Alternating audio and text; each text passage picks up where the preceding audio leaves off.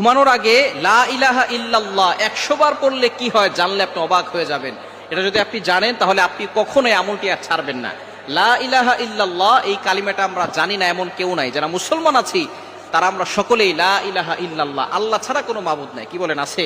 এই লা ইলাহা ইল্লাল্লাহর এতটা ফজিলত নবীজি সাল্লাল্লাহু আলাইহি ওয়াসাল্লাম জানিয়ে দিয়েছেন।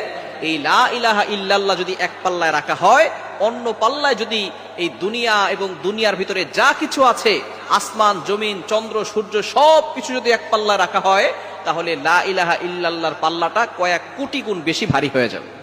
সুতরাং লা ইলাহা ইল্লাল্লাহর ফজিলত কম না বেশি? অনেক বেশি। এই লা ইলাহা ইল্লাল্লাহর জিকির আমরা পড়তেই চাই না। অনেকে সকালবেলা ঈমান আনছে, আবার দুপুরবেলা তারা এমন কাজ করছে ঈমান থেকে দূরে সরে যায়, এরকম হয় কি হয় না? নবীজি সাল্লাল্লাহু আলাইহি ওয়াসাল্লাম বলে দিয়েছেন, শেষ জামানে এমন অবস্থা হবে, সকালবেলা মুমিন থাকবে, সন্ধ্যাবেলা কাফের হবে, আবার সন্ধ্যাবেলা মুমিন হবে, সকালবেলা কাফের হয়ে যাবে। এই জন্য ঈমানকে নবায়ন করার জন্য বেশি বেশি করে লা ইলাহা ইল্লাল্লাহ পড়ার দরকার আছে না নাই? লা ইলাহা ইল্লাল্লাহ পড়লে আপনাকে আল্লাহ পাক রব্বুল আলামিন অভাব থেকে দূর করবেন, আল্লাহ তাআলা আপনার জীবনে বরকত দান করবেন, দুনিয়াতেও শান্তি দিবেন, আখিরাতেও আল্লাহ তাআলা শান্তির ব্যবস্থা করবেন। লা ইলাহা ইল্লাল্লাহ পড়ার দরকার আছে না নাই?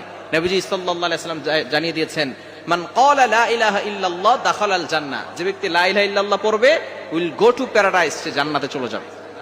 তো লা ইলাহা ইল্লাল্লাহর ফজিলত কম না বেশি?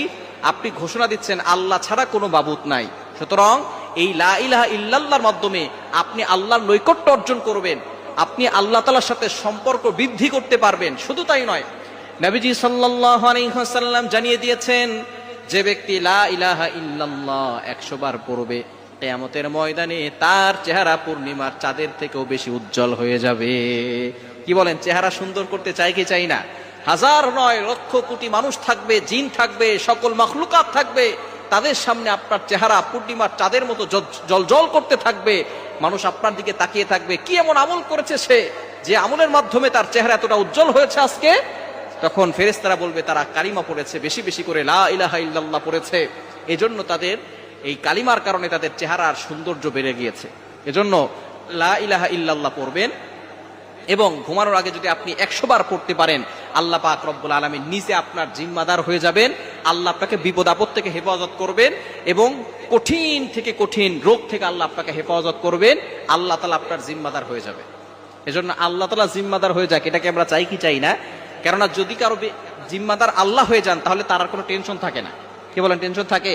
ওয়া মান ইয়াতাওয়াক্কাল আলাল্লাহি ফাহুয়া হাসবু, যে আল্লাহর উপরে ভরসা করে আল্লাহ তার জন্য যথেষ্ট হয়ে যায়। সুতরাং আল্লাহ আপনার জন্য যথেষ্ট হয়ে যাবে। আপনি ঘুমানোর আগে উযু করে ঘুমাবেন, অবশ্যই উযু করে ঘুমাবেন। উযু করে ঘুমালে আল্লাহ পাক রব্বুল আলামিন আপনার জন্য একজন ফেরেশতা নিযুক্ত করে দিবেন। সেই ফেরেশতা আপনার জন্য রহমতের দোয়া করতে থাকবে, ক্ষমা প্রার্থনার দোয়া করতে থাকবে, এবং সকল দুষ্ট জিন ও মানুষ থেকে, বদনজর কুফরি কালাম থেকে, ব্ল্যাক ম্যাজিক থেকে আল্লাহ পাক রব্বুল আলামিনের ওই ফেরেশতা আপনাকে হেফাজত করবে। এজন্য রাতে ঘুমানোর আগে উযু করে ঘুমাবেন, এবং এই লা ইলাহা ইল্লাল্লাহ সাথে মুহাম্মাদুর রাসূলুল্লাহ এটাও অ্যাড করতে পারেন, কোনো সমস্যা নাই, করলে আরো বেশি ভালো হবে। লা ইলাহা ইল্লাল্লাহ মুহাম্মাদুর রাসূলুল্লাহ, এটা 100 বার পড়বেন।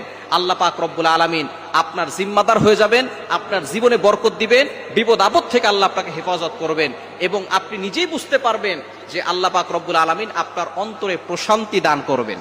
কারণ আল্লাহ তাআলা নিজে বলে দিয়েছেন, 2 নম্বর পারা 2 নম্বর পৃষ্ঠা 10 নম্বর লাইন সূরা বাকারার 151-52 নম্বর আয়াতে আল্লাহ তাআলা জানিয়ে দিয়েছেন, ফাযকুরুনি আযকুরকুম, যে ব্যক্তি আমি আল্লাহকে স্মরণ করে, আমি আল্লাহও তাকে স্মরণ করি। সুবহানাল্লাহি বিহামদি। এজন্য লা ইলাহা ইল্লাল্লাহর ফজিলত অনেক বেশি, এই ফজিলত বলে শেষ করা যাবে না। সুতরাং আপনি প্রতিদিন রাতে ঘুমানোর আগে নিজেও পড়বেন, সন্তানদেরকেও শিখাবেন, স্ত্রীকে, সন্তানকে, ছেলেকে, মেয়েকে, সকলকে শিখাবেন, যে আপনি প্রতিদিন রাতে ঘুমানোর আগে 100 বার লা ইলাহা ইল্লাল্লাহ মুহাম্মাদুর রাসূলুল্লাহ এটা পড়ে ঘুমাবেন।